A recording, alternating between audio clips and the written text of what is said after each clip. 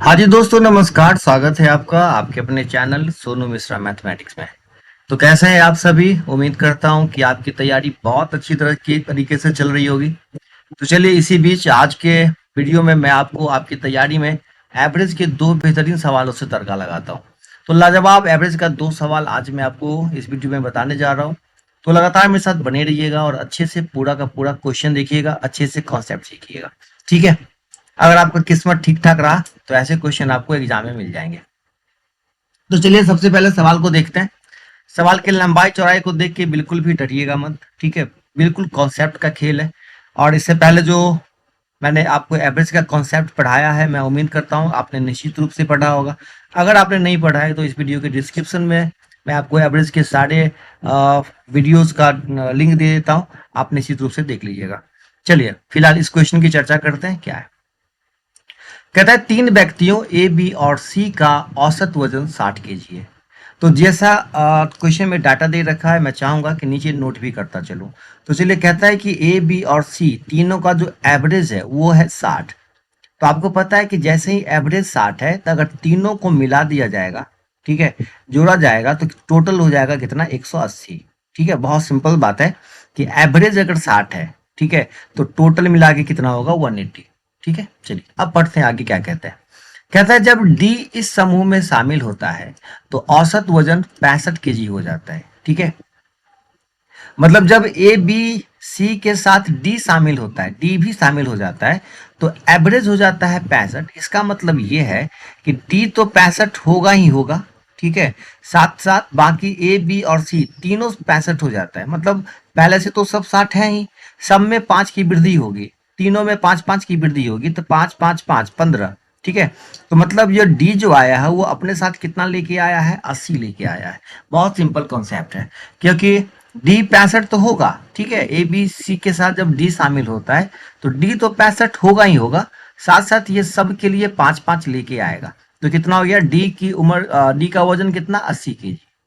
अब आगे कहता है जब ई नामक एक दूसरा व्यक्ति जिसका वजन डी से 3 केजी कम है, एक और ई आदमी आ जाता है जिसका वजन डी से 3 केजी कम है, इसका मतलब निश्चित रूप से वो कितना केजी का होगा? 77 केजी का होगा।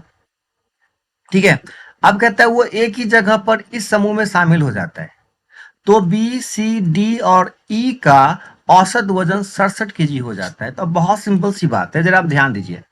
अब आपके सामने डाटा है कि ए बी सी तीनों मिला के 180 केजी का, डी का वजन 80 केजी, ई का वजन 77 केजी, और आपसे क्वेश्चन पूछ रहा है ए का वजन। और साथ में डाटा यहाँ है कि बी सी डी और ई का औसत वजन 67। तो बी सी डी और ई का एवरेज है 67। तो अगर हम टोटल की बात करेंगे तो 67 को 4 से मल्टीप्लाई कर देंगे, तो 7 चौके 28, हाथ में बचा 2, 6 चौके 24, 7 2 26। मतलब बी सी डी और ई सबको अगर मिला दिया जाए तो ये 268 केजी का हो जाता है। कौन कौन? बी सी डी और ई। और यहाँ पे बहुत क्लियर आपको पता है कि डी जो है उसमें वो कितना केजी का है? 80 केजी का। ई जो है वो कितना केजी का है? 77 केजी का। अब चूंकि आपको ए का वजन पूछता है तो देखिए ए बी सी तीनों मिला के है 180। यहाँ से आप बी और सी का वजन निकाल सकते हैं। बी और सी का वजन निकाल के 180 में से माइनस कर देंगे। तो चलिए, यहाँ से बी और सी बहुत आसानी से आपको निकलेगा। बी और सी कैसे निकलेगा? 268 में से इस दोनों को माइनस कर देना है, 80 और 77 को।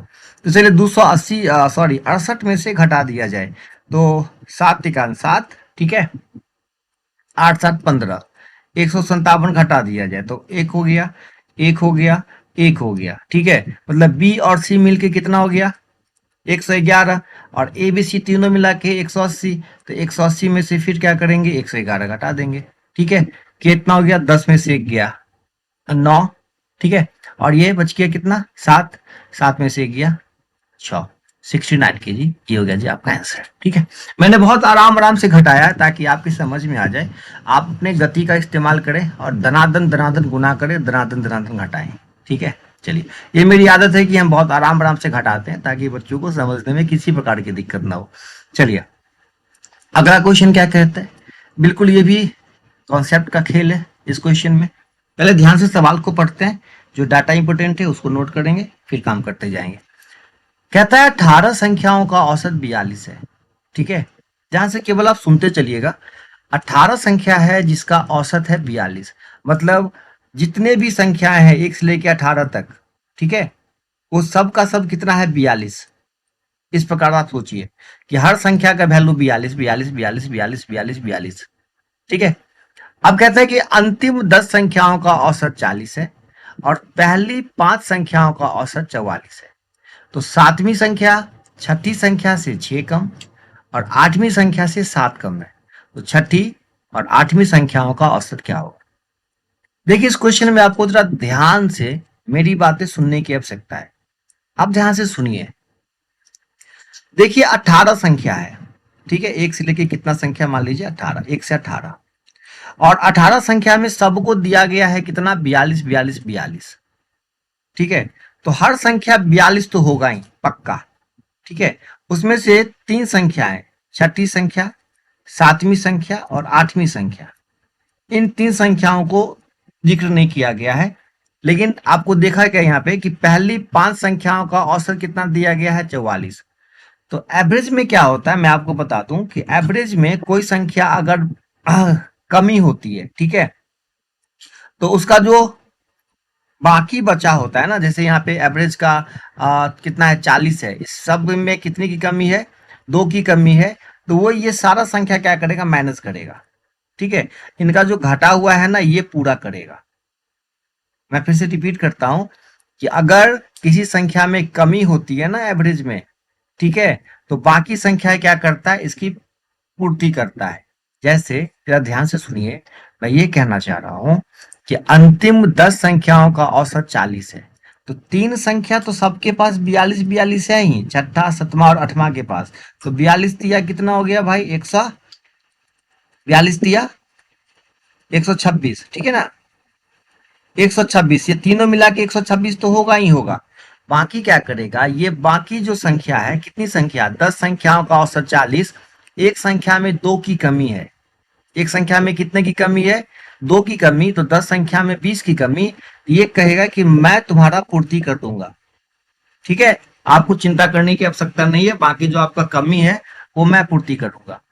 अब कहता है कि पहली 5 संख्याओं का औसत 44 है। यहाँ पे क्या हो रहा है, सब संख्या में 2 की वृद्धि हो रही है, तो ये क्या करेगा कि ये अपने तरफ से इसको दे देगा।